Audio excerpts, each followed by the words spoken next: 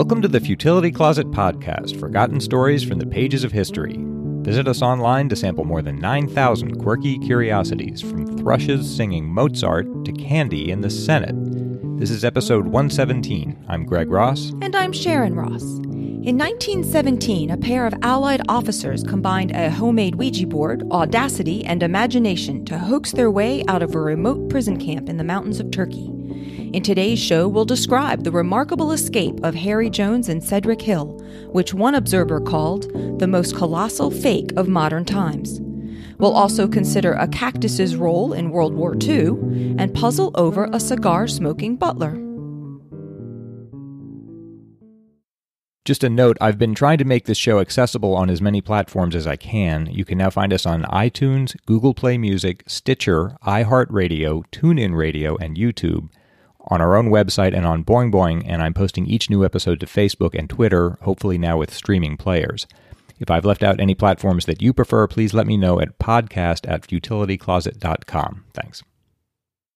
Okay, this is a good one. Harry Jones was a Welshman born in 1883. He was posted to Burma as a soldier originally, but when World War I broke out, he worked his way westward and was eventually captured in Mesopotamia, what is now Iraq, and marched 2,000 miles across Syria to a POW camp in Turkey called Yozgad, which is extremely remote, where he was kept for about 2 years with a lot of other British POWs. In February 1917, he received a rather innocent postcard from his aunt back in Wales suggesting that they maybe use a Ouija board to entertain themselves and while away the time. And not having much else to do, they decided to try this. They didn't have a proper Ouija board, but they cut out squares of paper and wrote letters on them and placed them around the edge of a table and put a tumbler in the middle. At first, nothing at all happened, or nothing that seemed to make any sense, and finally, out of boredom and I think a sense of mischief, Jones started surreptitiously taking control of the tumbler and spelling out messages by a spirit that he called Sally, and was shocked to find out how easily he could persuade other people that something was really going on here. So he did this just to amuse himself for a while, but eventually the camp interpreter, a man named Moyse, started asking about this. He just expressed an interest in these seances they were holding. Everyone hated Moyse. He was apparently, by Jones' description, a kind of small, grasping, craven man. They hated him mostly because he robbed their parcels that they got from the outside world. But he'd heard of these seances and expressed some interest in it. So Jones, mostly to mess with this guy, invited him to tea and told his friends, look, I won't even attend the tea, I won't be there, but just tell him that I'm really strong in the occult when he gets there. And this they did. They told him that Jones had once been taken prisoner by headhunters who had tortured him, but he'd been saved by a witch doctor who had recognized in him a brother craftsman in these dark arts, and the two of them had taught one another. When the witch doctor died, Jones became chief of the tribe, and then eventually he returned to civilization. Moyse, who was apparently incredibly gullible, accepted all of this and left a list of questions that he hoped that the spirit world could answer for him. When they looked at the questions, they were basically about the civilian women who were kept in another part of the camp. Apparently, he was just trying to get information so he could hit on these women. So they came up with some plausible answers for him to these questions, and he seemed to accept these. He wasn't a strong believer at the time, but he just got more and more interested in these seances, and they strung him along as best they could. And they found that he would just tend to carelessly give things away at the time. So it just became increasingly intriguing to Jones that this might lead somewhere. They might be able to turn this to some account. On May 6th, 1917, to everyone's surprise, an order was posted in the camp forbidding prisoners to communicate, in their letters to England, quote, news obtained by officers in a spiritistic state, which meant that the Turks, not just Moyse, but the commandant of the whole camp, was a believer and was worried that if they were actually communing with the spirit world, this might lead to some trouble. In fact, Moyse told Jones later that he didn't think it could. He told the commandant that these experiments were only of scientific value, but the commandant was actually worried enough to post a message saying that they shouldn't, use this to cause harm or just interfere with the rules there. While they were puzzling over this, the prisoners found buried on the grounds of the camp an old revolver that had evidently been left by an Armenian prisoner. This region of Turkey was inhabited originally by Armenians, and when the war broke out, Armenia sided with Russia and Turkey with Germany, so they became enemies, and in fact, eventually the Armenians were all massacred there. And occasionally they would just find remnants that the Armenians had left behind in the camp. The revolver was in terrible shape and was no use as a weapon, but they just kept it as a curiosity. And shortly after this happened, Moyes, the interpreter, asked Jones at one day whether the spirit could find a buried treasure. Jones had no idea what to make of this and said yes immediately, of course. And so they decided to use this to mess some more with Moyes. So they reburied this revolver surreptitiously and then arranged for a seance with Moyes and purported to reveal the location of some buried treasure and just pointed to where they'd buried the revolver. When they turned with the revolver, Jones was pretended to be so thunderstruck at this that he fainted. And the Turks dug and found nothing more. And Jones explained to them afterwards that they were not to dig, that wasn't for them to do. They'd now spoiled everything, and they wouldn't find the rest of the treasure that had been there. And Moyes said, "We shall dig no more without orders." So increasingly, it seemed like there ought to be some way to use this, perhaps to engineer some escape from the camp, although they couldn't see yet how that might be done. This would be an extraordinarily difficult camp to escape from. It was said that escape from any prison camp in Turkey was difficult, but from Yozgat, this camp, it was regarded as practically impossible. It wasn't that it was closely guarded. It was that if you got out of the camp, you were facing 350 miles of mountain, rock, and desert in every direction that was uninhabited except by the occasional brigand. So it would just be almost impossible to get out of there. Also, if you did manage to escape, the custom was that they would punish the prisoners who remained behind in the camp, and he didn't want that to happen. So Jones wrote, "My plan was to make the Turkish authorities at Yozgat my unconscious accomplices. I intended to implicate the highest Turkish authority in the place in my escape, to obtain clear and convincing proof that he was implicated, and to leave that proof in the hands of my fellow prisoners before I disappeared. So if he did manage to escape and the commandant started to punish the remaining prisoners, they could produce this proof that he was implicated somehow and he would leave them alone." That's what he would hope to accomplish. Jones was still puzzling over what had happened, why Moyes had been interested in whether the spirit world could help them find buried treasure when he got an answer. The commandant summoned him and told him that there had been a story abroad that one of these massacred Armenians who had formerly lived there had been wealthy and had buried all his gold when he realized that a massacre was coming. And they'd always been looking for some way to find out where this gold was buried, and now he realized, being a believer now, that they might be able to enlist the spirit world to help them finally discover it. And Jones thought, this is it. This is how maybe we can find a way out of here, although he still couldn't see quite how to do it. He knew he couldn't do it himself. He wanted a companion, and he chose C.W. Hill, who was an Australian flying officer, for a companion. Hill was an Australian pilot in the very early days of military aviation, and they ginned up the reputation that he was an expert in telepathy. They said he'd learned this in Australia, where apparently they know telepathy. It's just common. They teach it in school, right? Yeah. And they performed this at a prisoner's entertainment just to sort of show that he did have these magic powers. And at a seance, Moyes read a description of this purported Armenian treasure and asked for the spirit world's help in finding it. And the spirit they were talking to, which they became known as the spook, indicated Hill as the best medium in the camp. And Hill pretended to drag his feet and not be interested in doing it, but they gradually talked him into it, and he agreed. So now we have Jones, who's an expert in the occult, and Hill, who's apparently also telepathic, and together they can use their powers to help the Turks find this hidden treasure. The first step was to get themselves isolated from the other prisoners. They said so they could just work full-time on this treasure-finding project. So they got themselves arrested on charges of obtaining and sending military information by means of telepathy, and were sentenced to solitary confinement just in a separate house in the camp. What they did there was not at all work on finding the treasure, but studying the Armenian language and burying 2 documents in little tins, 4-inch long tins. Into each of them, they put a document with Armenian writing on it and a Turkish gold sovereign in a small tin case. And then Hill went out skiing. They would let you go out, because this was in such a wilderness, on snowy weather, they would let you just go out skiing sometimes. And Hill, on one of these trips, buried 2 of these tins a few miles apart outside the camp at just arbitrarily chosen points. Now, at a seance where they were still holding these regular seances with the Ouija board, and Moyes would attend these. At one of these, they introduced the spirit of this dead Armenian, the wealthy one who had buried his gold. They never did reveal his name. The Ouija board called him 000, but it called him the one whose wealth you seek.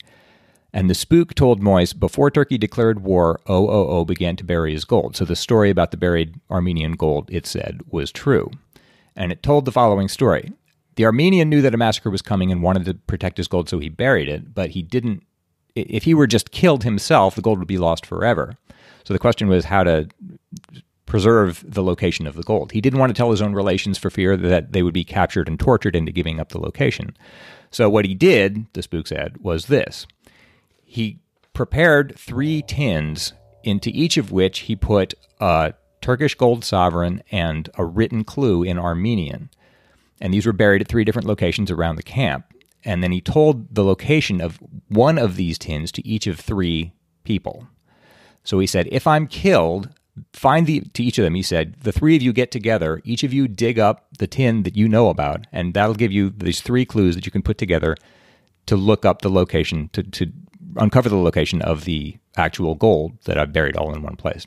Does that make sense? Yes. It's all very dramatic. I get it. This was so dramatic, in fact, that as the spook was telling this over the Ouija board, Moise kept saying, mon Dieu, over and over again. And so Jones told him, now you've ruined it. Now they can't, because you've invoked the name of the deity, they can't tell us the actual names of these people who have the 3 clues. But they were able to go ahead anyway with it. The spook said that their best chance of finding the treasure had been to win the actual support of this purported dead Armenian man who had buried the gold.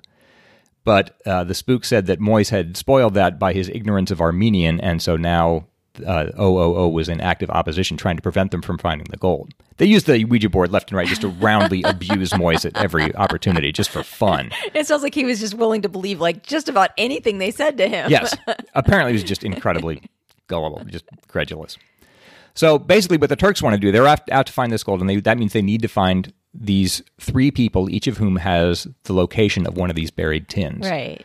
It turns out, the spook says, that 2 of these 3 were dead, but that's not a problem because the spook could go out in the other world and find these spirits who would be willing to help them find the locations of those 2. The third, it said, was still alive, and because they didn't know the name, they just had the murky information that it was probably a businessman living somewhere in Constantinople, and they would just have to address that later on.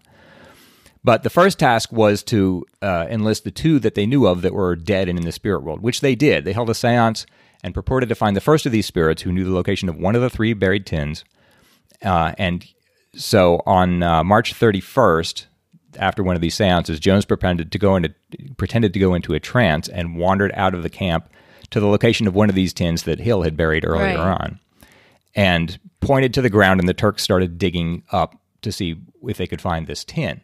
While they were digging, Hill, who was there, was just standing idly by and surreptitiously took a photograph of them digging, which gave them what they needed as the sort of insurance. So now if Hill and Jones did manage to escape, they could leave the negatives of the Turks digging with their friends. So if the Turks, angry at the escape, came after the prisoners and wanted to punish them as a reprisal, they could say, look, we have a picture of you colluding with prisoners to enrich yourself instead of properly running the prison camp. Leave us alone. So that's what they wanted to sort of protect their friends from any consequence of their escaping. Anyway, the Turks, after digging for a while, turned up a tin can about 4 inches long, which was somewhat rusted, and when they opened it excitedly, they found that it contained a Turkish gold sovereign and a note in Armenian characters, which they couldn't read, but it was obviously the first clue. This was such a success that on the following day, April 1st, they did the same thing. They had another seance, purported to find the second spirit, who told them yet another location. Jones went into a trance. This was 4 miles away, this one, but just walked to the location of the second tin that Hill had buried, dug that up, and that was largely the same, another written clue. So 2 of the 3 written clues were now found, and the Turks were mad with greed. They were just 1 clue away from finding this treasure, which the spirit had promised them was 28,000 pounds. It's a lot of gold. Jones wrote, the Turks were now entirely in our hands. They managed to get the negative of the Turks digging to the other prisoners, so that part of the plan is all in place. They still don't quite know how they're going to cash all this into an actual escape, but their plan is that they can use all the accumulated progress so far to find some way to get out of the camp and possibly fake madness in hopes of being exchanged or getting a compassionate release. Normally, they couldn't probably pull that off, but with the help of the commandant and with Moise and the Turks in general, they think they could probably convince Turkey officially to just, if they could just prove themselves to be just wretchedly insane, they would just finally be exchanged out and allowed to go home. That was what they hoped to pull off. So now they're having seances night and day trying to find the location of this third clue.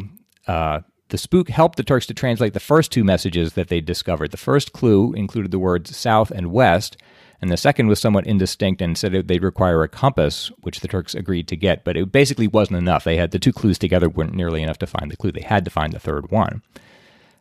Hill, who was supposed to be telepathic, tried to get in touch with this third man who was living in Constantinople, but whose name they didn't know. But it turns out that telepathy is based on distance, and it's very hard to connect with someone who's all the way over in Constantinople. Of course. Plus, the angry Armenian whose gold they were trying to steal, was actively trying to block his efforts, and in fact had enlisted the aid of the ghost of Napoleon Bonaparte, which made it even harder. So Hill said, I'm sorry, I can't make a connection here. I can't read this man's mind at this great distance. I'm afraid we're just going to have to stop here. And the Turks said, no, we must find a way to transfer you into Constantinople and come up with some pretext to get you there. And Hill and Jones said, no, we can't do that. It's far too risky. We belong here with our friends. It would just look too strange to get out of here. The spook, through the Ouija board, actively pressed them to actually transfer him to Constantinople. And in fact, eventually they let themselves be persuaded to do this. The way they arranged, the pretext they arranged to get themselves transferred to Constantinople was to feign madness. They were still in solitary confinement, but one of their friends, fellow prisoners, was a doctor who gave them coaching on how to fake a nervous breakdown. They starved themselves, they let their hair grow out, they stopped shaving, and just generally looked terrible. The thinking here was that everyone wanted to get them to Constantinople, but for different reasons. They wanted to get there in hopes of just getting it admitted to a hospital and diagnosed as insane so they could be just shipped back to England. The Turks wanted them to get to Constantinople so they could read the mind of this Constantinople businessman and get the third clue that they needed to find the treasure. The spook suggested that they go to a quiet place on the Mediterranean coast, basically near Constantinople, where they could read this businessman's mind. They never found his name. The Ouija board just called him AAA. The spook proposed that once they got there, they could use this special magic, extremely powerful psychic technique called the 4 cardinal point receiver, which is better even than telepathy or Ouija boards because it could receive any thought, not just those of people whom one knows exists. So it said, not only this treasure, but all treasures and all knowledge will be revealed. In other words, they won't just get the 28,000 pounds in gold, but they'll get all the undiscovered treasure from the Greek, Roman, and Persian civilization. Wow. So the Turks are just beside themselves with greed now. It seems all they have to do is just convince the camp doctors to diagnose Jones and Hill as being mad enough to deserve being sent to Constantinople. And in fact, it turns out that that's what happened. They were able, with everyone's efforts, to get those doctors to agree that they were in bad enough shape that they should be sent to a hospital there. And that's what was ordered. On April 26th, they departed and traveled 120 miles to Ankara. Moyes accompanied them, hoping to read the mind of the third man in Constantinople. That journey took 3 days, during which they were feigning madness all the time. In fact, they feigned hanging at one point on the second day. And Moyes dutifully recorded all the evidences of their lunacy, which were edited by the spook. They were making the best record they could, the most convincing case that they were actually insane, so they could convince a hospital in Constantinople to accept them when they arrived. As the train neared Constantinople, Jones and Hill started to fall into a trance, and Moyes realized they were reading the minds of AAA, this Constantinople businessman who had the third clue. And they learned finally that the third clue was buried in the rich Armenians' old garden back in Yozgat, the prison camp, 5 paces from the southern corner and 2 paces out from the wall. Moyes got very excited at this. He expected to eventually inherit even more treasure, but this was still 28,000 pounds that he could get immediately, and it was this third clue that they'd been struggling to find all this time. Further, the spook, in the same seance, gave a long speech preparing him to run the world. It said you have the judgment and temperament and intelligence to basically run the whole planet now. So in addition to being unthinkably wealthy, you'll also be unthinkably powerful. It said the details will be revealed to you in time. In the meantime, he must walk humbly, do justly, live a righteous and austere life. And he's profoundly moved at this, as anyone would be, I guess. They finally arrived at the Constantinople hospital, where they were deemed insane with all this strong evidence. And the task for Jones and Hill was now just to keep up the pretense of being insane until the exchange steamer could come and they would just be sent off to England. The Turks weren't thinking about this. They were just thinking about gold and hadn't apparently realized that this was even a possibility, that they might just be sent away. And they spent, actually, Hill and Jones, 6 months in the mad wards of Haidar Pasha Hotel in Constantinople, which was pure hell by Jones' telling. It's very hard to keep up the consistent pretense that you're crazy for 6 months. Jones feigned just sort of a general florid craziness, Hill feigned religious melancholia. In those 6 months, he read the Bible 7 times over and lost 5 stone. Wow. They said it was just awful. Moyse, while they were being crazy, returned to the camp and returned with some bad news. It turned out he discovered that one of the other prisoners had dug up the tin before he could get there and lost the third clue. In fact, this was a man named Price, another prisoner that they had just coached. They said, "Oh, I see. If Moyse comes back, tell him you dug it up and lost it." And wow. Moyse turned the camp upside down looking for it and never found the third clue. So they never did find this purported Armenian treasure, which actually didn't exist. But the last development here just fell right into their laps and was perfect. Shortly after they had left, the prisoners had staged another big escape from Yozgad and were caught. But in defending themselves, they followed the plan and revealed one of the negatives of the Turks' digging for the gold and gave that to the commandant superior, who court-martialed him. Oh. So with that now the case, the whole treasure hunt project has to be shelved because he's in too deep trouble even to pursue it. And so between that and the fact that the mediums say they're just exhausted, Jones and Hill, they say they'll leave. They're going to spend a holiday in England and then return afterward to fulfill all these promises. And until then, Moyse must be honest, live austerely, and do his duty. This was his training for the glorious future that awaited him. And the spook told him not to come back to the hospital, just live a good life until we can come back and fulfill all these promises. And that's the last Jones ever saw of him. They just watched him walk out of the hospital expecting to be ruler of the world. In October 1918, Jones and Hill left Smyrna on a Red Cross exchange ship where they recovered miraculously from their madness as soon as the ship left Turkish waters.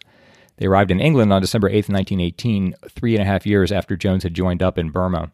And ironically, the armistice with Turkey had just been signed. So after all of this drama, they only gained an extra 2 weeks of freedom from it. If they had just stayed back in the camp and just waited for events to transpire, they would have been released at almost the same time anyway, but they couldn't have known that. Jones never went back to Turkey. He received 3 sad and rather importunate letters from Moyse in the subsequent years, just asking him, hey, remember me? I was going to be ruler of the world. When were you going to pick that up again? Jones and Hill remained close friends ever afterward, though they went separate ways. Jones went back to Burma and Hill to the Royal Air Force. Jones wrote a book about all this called The Road to En-dor in 1919 while he was recovering on military sick leave after the war. It was an instant bestseller. He said his aim in writing the book was both just to tell the entertaining story, but also because to deplore spiritualism, which had risen up in the cataclysm of the Great War. A lot of people lost loved ones and were preyed upon by people who pretended to have spiritual talents. Yeah. And he wanted to speak out against that, having sort of experienced that himself. It's based on a poem the title comes from a poem by Rudyard Kipling, who had lost a son of his own in the war. In the preface, Jones wrote, "The book is simply an account of how Lieutenant Hill and I got back to England. The events described took place between February 1917 and October 1918. The incidents may seem strange or even preposterous to the reader, but I venture to remind him that they are known to many of our fellow prisoners of war whose names are given in the text and at whose friendly instigation this book has been written." And in fact, Hill himself wrote another book corroborating a lot of this later on, and other prisoners involved said that all that actually really did happen, amazing as it sounds. The book has since gone down in the annals as one of the best wartime prison escape stories in history. In fact, the 1955 edition carried it forward by Eric Williams, who is the architect of The Adventure of the Wooden Horse that we talked about in episode 54. Williams wrote in that foreword, "For sheer ingenuity, persistence, and skill, the account you are about to read is second to none."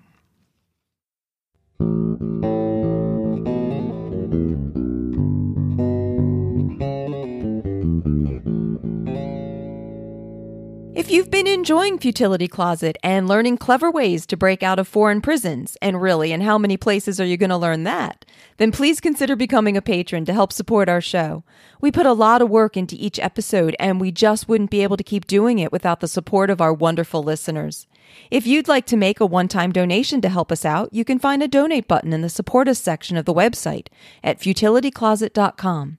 And if you'd like to join our Patreon campaign and pledge a recurring donation to help us keep going, you can get access to our activity feed where you'll find outtakes and extra lateral thinking puzzles and learn what's going on behind the scenes of the show, including what Sasha, our show mascot, likes to do besides trying to interrupt our recording. You can check out our Patreon campaign at patreon.com/futilitycloset or see the link at the website. And thanks again to everyone who helps support Futility Closet. We really wouldn't be able to keep doing this without you. So now we go from World War I to World War II. We had covered some attempted attacks on the U.S. mainland by Japan during the Second World War in episodes 111 and 114. Peter O'Malley wrote and said, "I'm sure the War Balloons episode brought out all the World War II buffs in your audience, and I apologize for adding to the clamor, but now that I finally caught up with all the podcasts, I feel compelled to add one more example of an attack on the American mainland. Apparently, at some point during the war, a Japanese submarine shelled the oil fields or refinery at Elwood Beach, California, which is just north of Santa Barbara. I went to grad school at UC Santa Barbara and stumbled across this fact, but didn't realize there were more, albeit different, Japanese attacks on the continental U.S. until you covered it. Keep up the good work." Thanks, Peter, and this did indeed happen.